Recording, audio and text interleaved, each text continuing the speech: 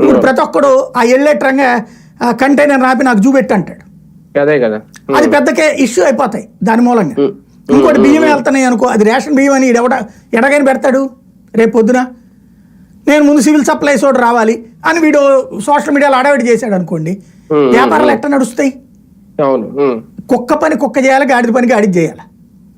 వ్యవస్థల పని వ్యవస్థ జరగాలి.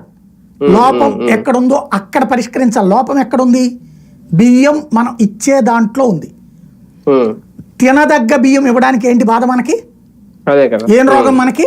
ఇవాళ మనకి 50 రూపాయలకి సన్న బియ్యం వస్తుంది కదా, ఏది 50 నుంచి 60 రూపాయలు అంతే కదా. పోనీ 60 వేసుకుందాం. 60 రూపాయలు మనం కొంటున్నామంటే మనకు అమ్మే రిటైలరు 50 రూపాయలకు కొంటాడు కదా, అతనికి అమ్మే డీలరు 45 రూపాయలకు కొంటాడు కదా, అతనికి ఇచ్చినటువంటి రైస్ మిల్లరు 40 రూపాయలుగా కొంటాడు కదా. సింపుల్ లాజిక్ కదా. నువ్వు రైస్ మిల్లర్తో మాట్లాడుకుంటే 43 రూపాయలు ఆడికేస్తే నీకే బియ్యం వచ్చేస్తాయి కదా. అయ్యి నాకు ప్రతి ఒక్కడు తింటాడు, పారబోసేది ఏముంది? ఇంకా ప్రభుత్వాలు చిత్తశుద్ధితో చేయదలుచుకుంటే ఆ పని చేయాలి. సన్న బియ్యం ఇప్పించండి, తినే బియ్యం ఇప్పించండి, అప్పుడు ఏ గొడవ ఉండదు. రెండవది లేదు, వాళ్ళు అమ్ముకుంటున్నారు, వాళ్ళు అమ్ముకుంటున్నటువంటి సందర్భంలో వాళ్ళకు ఒక వెసులుబాటు ఇవ్వండి. ఏమిటది?